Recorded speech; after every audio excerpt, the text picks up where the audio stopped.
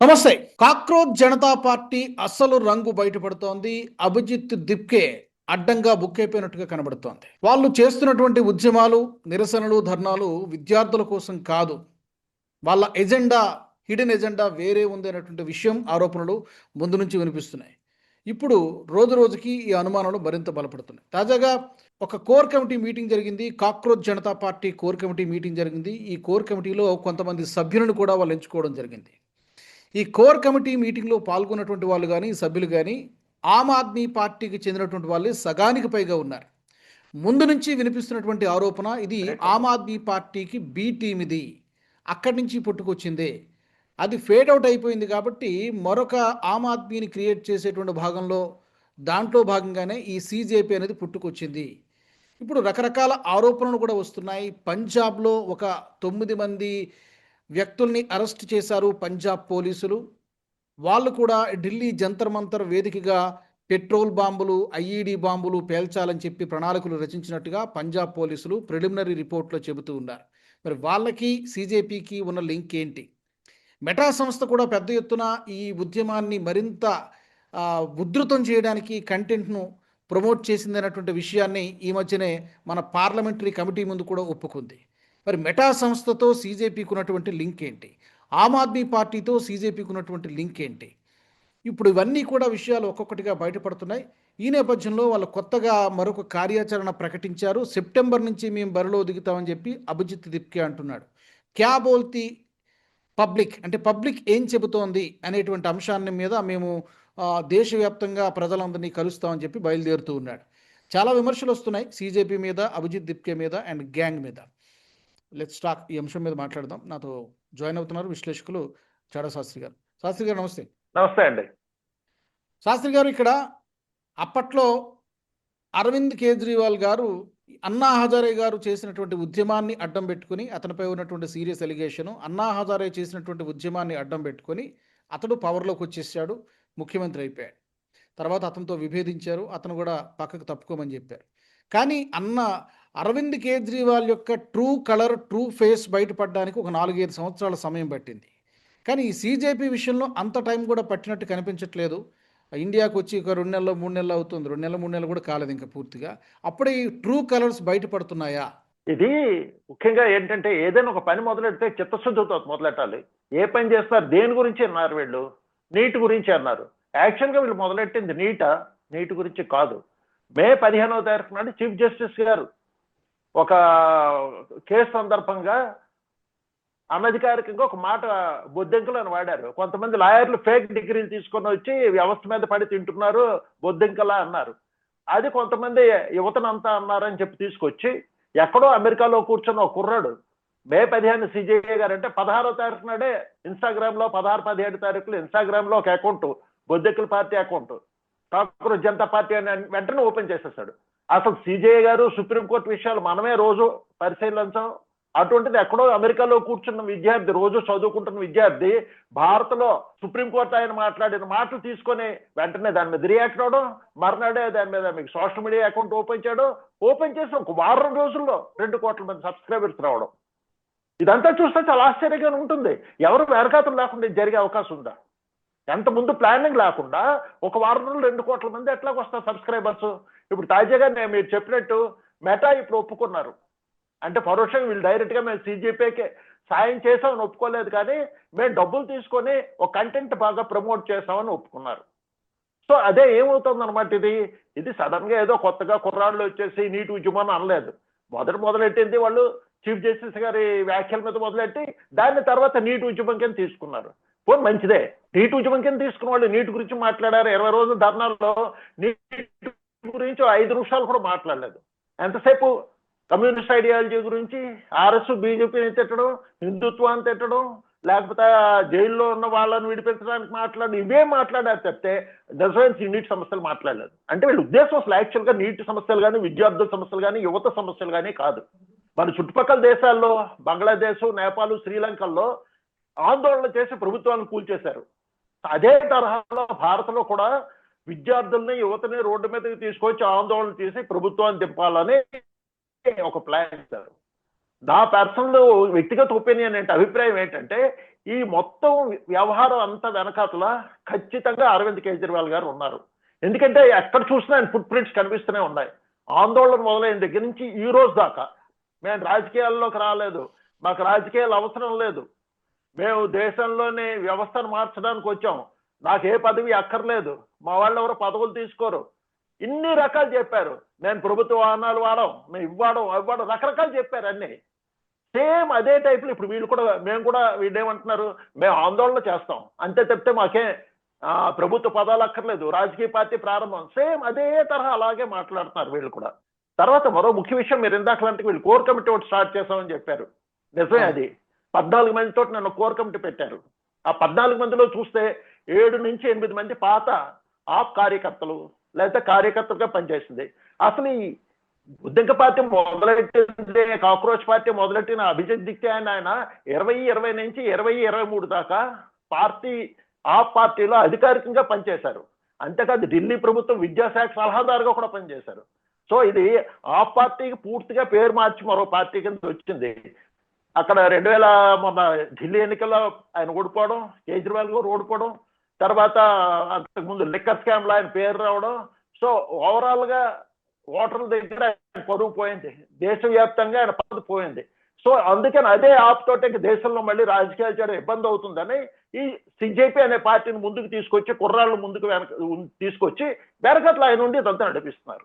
తాజాగా బయటపడినటువంటి ఈ పంజాబ్లో దొరికినటువంటి వీళ్ళు కానివ్వండి, లేకపోతే ఢిల్లీ పోలీసులు ఫేస్ రికగ్నిషన్ టెక్నాలజీ ద్వారా గుర్తించినటువంటి 2873 మంది పాత నేరస్తుల విషయం గురించి కానివ్వండి, లేదా మెటా సంస్థ తాజాగా మన పార్లమెంటరీ కమిటీ ముందు హాజరై మేము తప్పు చేసాం ఒప్పుకున్నటువంటి విషయం కానివ్వండి.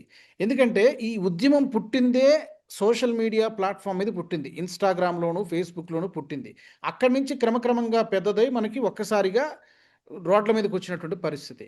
సో ఈ డాట్స్ అన్నీ కనెక్ట్ చేస్తే డెఫినెట్గా ఎక్కడో ఫారిన్ ఫోర్సెస్, విదేశీ శక్తుల చేతుల్లో వీళ్ళు అక్కడ రిమోట్ కంట్రోల్ బటన్ అక్కడ ఉంది, వీళ్ళు ఇక్కడ వాళ్ళు చెప్పినట్టుగా ఆడుతున్నారు అనేటువంటి అనుమానం కలుగుతుంది. తాజాగా సోషల్ మీడియాలో వస్తుంది ఏంటంటే, ఎవరు అమెరికాలో ఠాకూర్ ఫౌండేషన్ అని ఉందంట. ఆ ఠాకూర్ ఫౌండేషన్ నుంచి ఆల్మోస్ట్ సిజేపీకి సపోర్ట్ చేస్తున్న వాళ్ళందరికీ 19 తర్వాత నిధులు వస్తున్నాయని ఏదో కారణాలు, రకరకాల కారణాలు చెప్పి నిధులు ఇస్తున్నారు వీళ్ళందరికీ. అది $5,000 నుంచి $50,000, $60,000 దాకా నిధులు వస్తున్నాయి వీళ్ళకి, రకరకాల కార్యక్రమాలు. ఎందుకు ఇస్తున్నారు ఏంటి, ఏదో కారణం చెప్పిస్తున్నారు. సో మీరు చూస్తే దీని వెనకట్ల ఏదో పెద్ద గూడు పుట్టాను ఉంది. తర్వాత మీరు అన్నట్టుగా ఏదో నెట్వర్క్ ఉందా అంటే ఏమీ లేకపోతే 15 రోజుల కిందట బెంగాల్ ప్రభుత్వం కూడా జైషే మహమ్మద్ తీవ్రవాద సంస్థకు చెందిన వాళ్ళని అరెస్ట్ చేసింది. వాళ్ళని పట్టుకొని అరెస్ట్ చేసి వాళ్ళు విచారిస్తే వాళ్ళు చెప్పింది కూడా ఢిల్లీ ఈ జంతర్ మంతర్ ఆందోళనలో పాల్గొనడానికి. మీరు చెప్పినట్టుగా మొన్న పంజాబ్ పోలీసులు 8 మందిని అరెస్ట్ చేశారు, దాంట్లోనే 5-6 చిన్నపిల్లలు ఉన్నారు, వాళ్ళని అరెస్ట్ చేశారు. వాళ్ళని ఎందుకు ఉపయోగించుకున్నారంటే వాళ్ళ ద్వారా పెట్రోల్ బాంబులు ఈ 20వ తారీఖు ఆందోళనలో పేల్చడానికో దేనికో వాళ్ళు ఉపయోగించుకుంటా ఉన్నారు. సో ఇదంతా చూస్తే మీకు ఒక 10 రోజుల్లో ఎంత పెద్ద ఎత్తున జరిగే అవకాశం లేదు సాధారణ పరిస్థితుల్లో. సో దీని వెనకాతల ఏదో చాలా పెద్ద ప్లానింగ్ ఉంది, డబ్బులు విపరీతంగా ఖర్చు పెట్టారు, ఎవరో వెనకాతల విదేశీ శక్తులు అనుమానం లేదు ఉన్నాయి. ఏంటంటే భారత్ ప్రస్తుతం బాగా అభివృద్ధి చెందుతుంది, దీన్ని డిరైవ్ చేయాలి, దీనికి అడ్డుకోవాలి, లేకపోతే వాళ్ళకి పోటీగా వస్తుంది. ప్రపంచంలోనే కొన్ని శక్తులు భయపడుతున్నాయి ప్రపంచంలోనే. అందుకని మోడీ ప్రభుత్వం ఉంటే తమకు ఇబ్బంది, కానీ మోడీ ప్రభుత్వాన్ని దింపాలి అనే ఒక ప్రయత్నం ఇది సిజేపీ ద్వారా. కేవలం బీజేపీ పాలిత రాష్ట్రాల్లో మాత్రమే వీళ్ళు మాట్లాడుతూ ఉన్నారు. ఇప్పుడు పేపర్ లీకేజీలు చాలా రాష్ట్రాల్లో జరిగాయి. పర్టికులర్గా ఇప్పుడు ఆన్గోయింగ్ జరుగుతున్నటువంటి ప్రొటెస్టులు జార్ఖండ్లో జరుగుతోంది. జార్ఖండ్లో పెద్ద ఎత్తున అక్కడ పేపర్ లీకేజీలకి సంబంధించి, ప్రభుత్వ ఉద్యోగాల నియామకాలకు సంబంధించి అక్కడ జేఎంఎం, కాంగ్రెస్ పార్టీ పవర్లో ఉన్నాయి. నిరాహార దీక్షలు కూడా చేస్తున్నారు అక్కడ. ఒక 4-5 విద్యార్థులు నిరాహార దీక్షలు కూడా చేస్తున్నారు. దీని గురించి ప్రశ్నించినటువంటి ఈ బొద్దింకల పార్టీ పర్టికులర్గా మేము అంటే బీజేపీని టార్గెట్గా చేసుకునే కేంద్ర ప్రభుత్వాన్ని బద్నాం చేయడం కోసమే మేము పుట్టుకొచ్చామన్నట్టుగా మాట్లాడుతూ ఉన్నాడు. ఇష్యూస్ తీసుకుంటున్నా కూడా అసలు విషయాన్ని పక్కన పెట్టి ఈ తన పొలిటికల్ అంబిషన్స్, రాజకీయ దురుద్దేశపూర్వకమైనటువంటి వాటితోనే ఇవన్నీ స్టార్ట్ అవుతున్నట్టుగా కనబడుతోంది. ఖచ్చితంగానండి. ఎందుకంటే మీకు ఆల్మోస్ట్ 15 రోజులైంది జార్ఖండ్ రాంచీలోని ఈ public service commission paper leak అయిపోవడం, వేల మంది 15 రోజులు బట్టి ధర్నా చేస్తారు. వాళ్ళు ధర్నా చేసినప్పుడు ఢిల్లీలో వీళ్ళు జంతర్ మంతర్ దగ్గర ధర్నా చేసినట్టు వాళ్ళకేమీ రోజు ఫుడ్ సప్లై చేయడం కానీ, టెంట్లు వేయడం కానీ, సౌండ్ బాక్సులు పెట్టడం కానీ, లేకపోతే పెద్ద పెద్ద కమ్యూనిస్ట్ నేతలు రావడం కానీ, రాజకీయ పార్టీ నేతలు సపోర్ట్ చేయడం ఎవ్వరూ లేరు. సాధారణ విద్యార్థులు, నిరుద్యోగులు అక్కడ 15 రోజులు బట్టి దాదాపు 15 రోజులు బట్టి అక్కడ నిరసన ధర్నా చేస్తున్నారు. చాలా మంది ఈ అభిజిత్ దిక్కే కాక్రోచ్ జనతా పార్టీ ఆయనకి నేతలకు ఫోన్ చేసి, మీరు యువత గురించి, విద్యార్థుల గురించి నీటి ఉద్యమం చేసాం అంటున్నారు, మేము ఇక్కడ యువత విద్యార్థులు ఉన్నాయి, ఇక్కడ మాకు మద్దతు ఇవ్వండి, మీరు ఒకసారి రండి అంటే, నాకు టైఫాయిడ్ ఉంది నేను రాలేనన్నారు. సరే, కొంతమంది విలేకరులు గారు, మీకు టైఫాయిడ్ ఉండి మీరు వెళ్ళకపోతే మీ అనుచరులు ఉన్నారు కదా వాళ్ళైనా లేదు, వాళ్ళందరికీ కూడా టైఫాయిడ్ అండి, వాళ్ళందరికీ కూడా ఆరోగ్యం బాగోలేదని చెప్పారు. అంటే ఏంటి, వీళ్ళు నిజంగా విద్యార్థుల సమస్యలు, యువత సమస్యల మీద కాదు, వాళ్ళది ఏంటంటే బీజేపీకి వ్యతిరేకంగా ఏదో ఇష్యూ తీసుకొని ఫైట్ చేయాలంటే నిజాయితీ లేదు. ఈ రోజు తాజాగా జరిగింది ఏంటంటే, ఆల్ ఇండియా స్టూడెంట్ ఫెడరేషన్, అదే అసోసియేషన్ ఏదో దైసా, వాళ్ళేంటి నీరా బోహ్రా అని ఒక ఆమె ఉన్నారు, ఆమె బొద్దింకల పార్టీలో అక్కడ జంతర్ మంతర్ దగ్గర చాలా హడావుడి చేశారు. ఆవిడ ఈ రోజు వచ్చి జార్ఖండ్ లో, రాంచీలో ఆందోళనలో పాల్గొన్నప్పుడు ఏం జరిగింది, వీళ్ళు ముందే చెప్పారు ఇక్కడ రాజకీయాలు ఏం మాట్లాడకండి, విద్యార్థుల సమస్యలు మాత్రమే మాట్లాడాలని చెప్తే, ఆవిడ 5 నిమిషాలు 3 నిమిషాలు విద్యార్థుల సమస్యల గురించి మాట్లాడి యథాప్రకారం బీజేపీ, ఆర్ఎస్ఎస్ ని, హిందువులను తిట్టడం, ఆజాదీ స్లోగన్లు ఇవ్వడం మొదలెడితే విద్యార్థులందరూ ఆవిడకి మంచిగా చెప్పి స్టేజ్ నుంచి దింపి బయటికి పంపించారు. మీరు మాకు రావద్దు, మా ఆందోళనలో మీరు పాల్గొవద్దు, మేము రాజకీయాలకు అతీతంగా మేము ఆందోళన చేస్తున్నాం. సో వీళ్ళ ఎజెండా ఏంటి క్లియర్ గా తెలిసిపోతుంది కదా. యువత విద్యార్థులు ఎక్కడ చేస్తుంటే రావట్లేదు, పక్కన ఉన్న ఢిల్లీ నుంచి జార్ఖండ్ ఎంత దూరం, 600 కిలోమీటర్లు 700 కిలోమీటర్లు, ఇక్కడికి రావటం లేదు, ఒంట్లో పోవాలేదని ఇదే అంటున్నారు. ఇదే బ్యాచ్ ఢిల్లీ నుంచి బయలుదేరి మహారాష్ట్రలో అర్జిత్ దిక్కు ఒంట్లో పోవాలేదని వీళ్ళందరూ చూడడానికి అక్కడ ఫ్లైట్ లో వెళ్ళారు, అక్కడ పార్టీ చేసుకున్నారు. సో వీళ్ళకి నిజాయితీగా ఉందా అసలు, నిజంగా వీళ్ళకి ఆ విద్యార్థుల సమస్య మీద, యువత సమస్య మీద ఉందా అంటే లేదు. తర్వాత ఇంకో విచిత్రమైన విషయం ఏంటంటే, జార్ఖండ్ ముఖ్యమంత్రి గారు అక్కడ విద్యాశాఖ, ఆయన ధర్మేంద్ర ప్రధాన్ గారు రాజీనామా కూడా నీట్ పేపర్ లీక్ అయిందని. మరి ఇక్కడ పేపర్ లీకేజ్ అంత ఫ్రాడ్ జరిగితే మరి ఆయన రిజైన్ చేయాలి కదా, జార్ఖండ్ ముఖ్యమంత్రి గారు ఎడ్యుకేషన్ మంత్రి రిజైన్ చేయాలి కదా. రెండో పక్క చూస్తే కర్ణాటకలో ఆయన ఏమంటాడు, ఇలాగ పేపర్ లీక్ అయిందంటే ఢిల్లీలో చేసినట్టుగా ఇక్కడ 25 రోజులు విద్యార్థులు ధర్నా చేయమనండి, నిరసన చేయమనండి, లాఠీ దెబ్బలు తెరమనండి, ఆ తర్వాత నేను రాజీనామా చేస్తానన్నాడు ఖర్గే గారి కొడుకు. సో వీళ్ళు చూస్తే మొత్తం మీద ఏం లేదు, పేరుకి ఇది విద్యార్థి యువత అంటున్నారు కానీ ఏమీ కాదు, బీజేపీ మీద పోటీ చేయడానికి, అంటే బీజేపీ మీద వ్యతిరేక ప్రచారం కోసం తయారైన సంస్థ తప్పితే ఇది నిజంగా యువత గురించి, విద్యార్థుల గురించి మొదలైన ఉద్యమం కాదు. రాబోయే 2-3 నెలల్లో నిజానికి కేంద్ర ప్రభుత్వం టార్గెట్గా చేసుకొని చాలా ఇలాంటి సోషల్ మీడియా ప్లాట్ఫామ్ వేదికగానే చాలా జరుగుతున్నాయి. అందులో వీళ్ళు ఇప్పుడు ఈ క్యా బోల్తీ పబ్లిక్ అని కూడా మొదలుపెట్టారు. జార్ఖండ్లో అయితే ఇతను వస్తే కోడిగుడ్లు తీసుకుని కొడతామని చెప్తున్నారు కొంతమంది అయితే. రావద్దు అంటున్నారు అసలు అటువైపు, ఎందుకంటే అక్కడ పొలిటిసైజ్ చేసింది చాలు, అక్కడ చేసిన ఘనకార్యం చాలు, ఇటువైపు దయచేసి రావద్దని చెప్పి కోరుతున్నారు వాళ్ళు కూడా. ఇంకోవైపు కేజ్రీవాల్ కూడా మరొక వైపు రంగంలో దిగాడు. అతను కూడా E20 ఇథనాల్కి వ్యతిరేకంగా అతను కూడా దేశవ్యాప్తంగా నిరసనలకు పిలుపునిచ్చాడు. కేజ్రీవాల్ ఒక ఉద్యమానికి పిలుపునిచ్చాడు, CJP ఏమో క్యా బోల్తీ యాప్ అని ఒక క్యాంపెయిన్ నడిపించడానికి వాళ్ళు సిద్ధమవుతున్నారు. ఇంకొక పక్క రిజర్వేషన్ హటావో అని పేరు చెప్పి వాళ్ళు కూడా సోషల్ మీడియాలో ఒక ప్లాట్ఫామ్, ఒక 5 మిలియన్లకు పైగా ఫాలోవర్స్ వాళ్ళు కూడా ఉన్నారు. రకరకాలుగా అంటే ఏమంటారు, రావణ కాష్టంలాగా రగులడానికి దేశంలో ఏదో ఒక ఉద్యమాలు జరుగుతూ ఉండాలి కాన్స్టెంట్గా అనేటువంటి విషయాన్ని కేంద్ర ప్రభుత్వానికి చాలా పెద్ద అప్రమత్తంగా ఉండాల్సినటువంటి సమయంలాగానే కనబడుతోంది. ఏదో పెద్ద గందరగోళం సృష్టించే ప్రయత్నం జరుగుతున్నట్టుగా కనబడుతుంది. నిజమే, ఎందుకంటే ఏమైందంటే వీళ్ళకి ప్రాబ్లము 2024 ఎన్నికల్లో మోడీ ప్రభుత్వానికి, అయితే మోడీ గారికి తక్కువ సీట్లు వచ్చాయి, సింపుల్ మెజార్టీ కూడా రాలేదు. 245, 244 సీట్లు వచ్చాయి 270కి. వీళ్ళు ఏమనుకోరారంటే అప్పట్లో ఈ ప్రభుత్వం ఎక్కువ రోజులు నడవదు, వెంటనే పడిపోతుంది, బీజేపీకి సింపుల్ మెజార్టీ అయినా లేదు, అటుపక్క నితీష్ కుమార్ గారి మీద, ఇటుపక్క చంద్రబాబు నాయుడు గారి మీద ఆధారపడితే కానీ రోజు గడవదు వీళ్ళకి. సో అటువంటిది ప్రభుత్వం 6 నెలలు కూడా నిలబడుతుందా నిలబడదా అని వాళ్ళు అనుకున్నారు, ఆశపడ్డారు. కానీ అనూహ్యంగా కేంద్రంలో బలపడమే కాదు, ఆ తర్వాత జరిగిన దాదాపు పెద్ద పెద్ద రాష్ట్రాలు, ముఖ్యంగా బెంగాల్ లాంటి రాష్ట్రంలో గెలుపుదాం వాళ్ళు జీర్ణించుకోలేకపోతున్నారు. బీజేపీని ఇంకా మనం ఎన్నికల్లో నేరుగా పోటీ చేసి ఎదుర్కొని గెలవలేము. సో మరి బీజేపీని అధికారం నుంచి, మోడీని అధికారం నుంచి దింపడం ఎలాగా? ఇంకా ఉంది స్ట్రీట్ ఫైట్, ఆందోళన చేయడం, గొడవలు చేయడం, దేశంలో అల్లకల్లోలం సృష్టించడం, కర్ఫ్యూలు పెట్టడం, ఫైర్లు జరగడం, జనాలు చచ్చిపోవడం, దాని మీద ప్రభుత్వం మీద కోపం రావడం, ఇదే పాలసీ వాళ్ళు పెట్టుకున్నారు క్లియర్ గా. ఎందుకంటే యోగేంద్ర యాదవ్ కూడా చెప్పారు, ఇప్పుడు ఢిల్లీలో మొన్న 20వ తారీఖు జస్ట్ ట్రైల్ ఇది, ఇటువంటి భవిష్యత్తు మేము చాలా చేస్తాం, యాక్చువల్గా ప్రస్తుతం దేశం ప్రపంచ దేశాలతో పోలిస్తే ప్రస్తుతం మన దేశం చాలా స్టేబుల్గా ఉంది, ఆర్థికంగా స్టేబుల్గా ఉంది, రక్షణ పరంగా చాలా బాగుంది.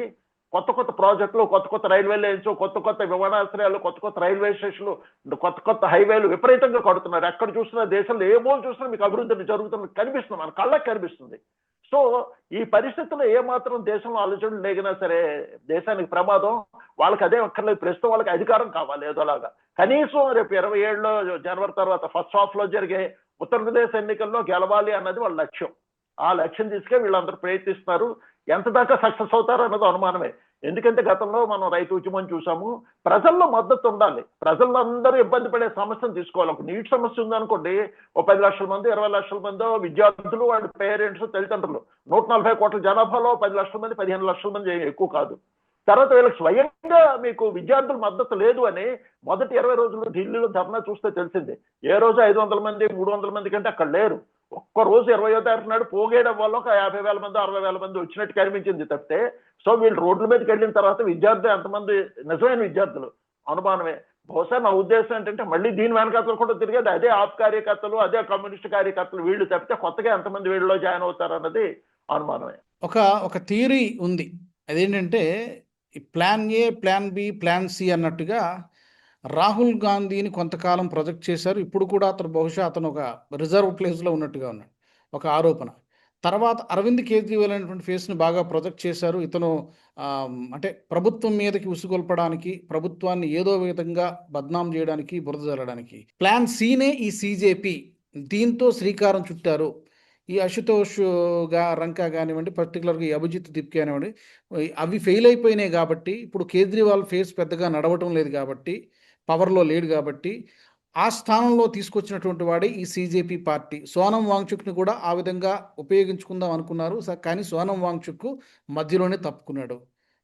ఈ థియరీలో ఎంతవరకు మనకి ఫ్యాక్ట్స్ కనబడుతున్నాయి సార్? డీప్ స్టేట్ ప్లాన్ లో యాక్చువల్గా ఏంటంటే డీప్ స్టేట్ అంటాం, కానీ యాక్చువల్గా ఈ డీప్ స్టేట్ అన్నది మెయిన్ ఎన్జిఓలు అండి. అమెరికాలోని, యూరోప్లోని కొద్ది పెద్ద ఎన్జిఓలు, ఈ ఫోర్డ్ ఫౌండేషన్ అని, రాక్ఫెల్డ్ అని చాలా ఉన్నాయి ఫౌండేషన్స్. ఇప్పుడు కొత్తగా ఈ ఠాకూర్ ఫౌండేషన్, వీళ్ళందరూ ఏంటంటే ఎక్కువ మంది వ్యాపారవేత్తలు, పారిశ్రామికవేత్తలు, రాజకీయ నాయకులు కలిసిన ఒక పెద్ద ముఠా అని చెప్పుకోవచ్చు. వీళ్ళకి ఏంటంటే భారతదేశం లాంటి దేశం, 100 కోట్ల పైగా ఉన్న జనాభా ఉన్న దేశం, పెద్ద మార్కెట్. తమ వస్తువులు ఇక్కడ తెచ్చి వాళ్ళు అమ్ముకోవాలి, ఏ వస్తువులైనా. ముఖ్యంగా అదేంటంటే అక్కడ జనాభా తక్కువ, వ్యవసాయం అది భూములు ఎక్కువ. అంచేత ఏంటవుతుందంటే అక్కడ విపరీతంగా మెకనైజేషన్ అయిపోయి విపరీతంగా వస్తువులు అవి పండిస్తారు, పంటలు అవి పండిస్తారు. సో భారతదేశం లాంటి దేశానికి అవి తెచ్చి అమ్ముకోవాలి. ఇప్పుడు అమెరికాతో ట్రేడ్ అగ్రిమెంట్ కాకపోవడానికి కారణం ఏంటి? వాళ్ళు వ్యవసాయ ఉత్పత్తులు తీసుకొచ్చి భారత్లో అమ్ముతా ఉంటున్నారు, మోడీ ప్రభుత్వం ఒప్పుకోవటం లేదు. అందుకే సంవత్సరం బట్టి చర్చలు జరుగుతున్నాయి కానీ అగ్రిమెంట్ మీద సంతకం అవ్వలేదు. సో వీళ్ళకి భారత్ ఎంతసేపు మార్కెట్, కొనుగోలుదారుల మార్కెట్, వినియోగదారుల మార్కెట్ లాగా ఉండాలి తప్పితే వీళ్ళు సొంతంగా ఎదగకూడదు. కానీ ఇది ఏం జరిగిందంటే 2014 తర్వాత మోడీ గారు వచ్చిన తర్వాత ఇక్కడ దేశంలో మనం అన్ని వీళ్ళని అన్ని తయారు చేసుకుందామని డిఫెన్స్ దగ్గర నుంచి టెక్నాలజీ, మొబైల్ ఫోన్లు, ఇట్లా ఏ రంగం చూసుకున్నా సరే స్వయం సమృద్ధి కోసం ట్రై చేస్తున్నారు. ఇది ఆ డీప్ స్టేట్కి చాలా ఇబ్బంది, ఫైనాన్షియల్ గా లాస్ వాళ్ళకి. అందుకని ఏం చేస్తున్నారు అంటే మోడీ ప్రభుత్వాన్ని ఎలాగైనా దింపడానికి ప్రయత్నిస్తున్నారు. యాక్చువల్గా యూపీఏ టైంలో చివరిలోనే అరవింద్ కేజ్రీవాల్ని తెచ్చింది. అరవింద్ కేజ్రీవాల్ అంతకు ముందే ఈ ఫోర్డ్ ఫౌండేషన్ వీళ్ళ దగ్గర నిధులు తీసుకొని ఎన్జిఓలు నడిపారు. ఆయన ఐఆర్ఎస్ ఆఫీసర్గా పనిచేస్తూ కూడా ఎన్జిఓలు పెట్టి నిధులు నడిపారు. సో అన్నాజార్ గారిని పెట్టుకొని ఆయన తీసుకొచ్చారు. ఆయన అసలు తెచ్చింది కేంద్ర ప్రభుత్వంలో ప్రైమ్ మినిస్టర్ చేద్దాం ఉద్దేశంతో తీసుకొచ్చారు, కానీ ఆయన ఫెయిల్ అయిపోయాడు. ఆ ఆందోళన అనుకోకుండా బీజేపీ ద్వారా కలిసి మోడీ రావడం, బీజేపీ గవర్నమెంట్ సెంటర్ లో ఫార్మ్ అయింది. అది వాళ్ళు ఊహించలేదు. డీప్ స్టేట్ మీరు అన్న డీప్ స్టేట్ మోడీ మధ్యలో వస్తారని ఊహించలేదు. అందుకే సరోజ్ గారు ఒక స్టేట్మెంట్ కూడా ఇచ్చారు, మోడీ మధ్యలో వస్తాడని మేము అనుకోలేదు. అంటే 2014లో మోడీ వచ్చి జాతీయవాద ప్రభుత్వం ఇండియాలో వస్తుందని మేము ఊహించలేదని. వాళ్ళు ఊహించింది ఏంటంటే కేంద్రంలో కేజ్రీవాల్ ప్రభుత్వం, లేకపోతే కేజ్రీవాల్ ఉండగా వెనకాతలు చిన్న చిన్న పార్టీలతో ప్రభుత్వం ఏర్పడుతుందని. అక్కడ అది ఫెయిల్ అయ్యారు. ఆ తర్వాత రాహుల్ గాంధీని విపరీతంగా ప్రొజెక్ట్ చేయడం మొదలెట్టారు.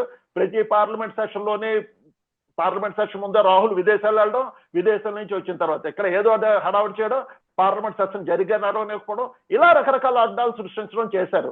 కానీ రాజకీయంగా అంటే ఎన్నికల్లో గెలవలేకపోయేటప్పటికి ఎన్నికల కమిషన్ తిట్టడం, ఈవీఎంల మీద అనుమానం వ్యక్తం చేయడం, ఈ టైం మొదలెట్టారు. అయినా సరే ప్రజలు పెద్దగా వాటి పట్టించుకోవట్లేదు. సో ఓవరాల్ గా చూస్తే అటుపక్క మీరు అన్నట్టు రాహుల్ గాంధీ ఫెయిల్ అయ్యారు, కేజ్రీవాల్ ఫెయిల్ అయ్యారు. సో వీళ్ళు పాత కాపులను వదిలేసి కొత్తగా ఫేసెస్ ఎవరైతే తెద్దామని అనుకున్నారు, కానీ ఇక్కడ కూడా వీళ్ళు ఫెయిల్ అవుతున్నారు.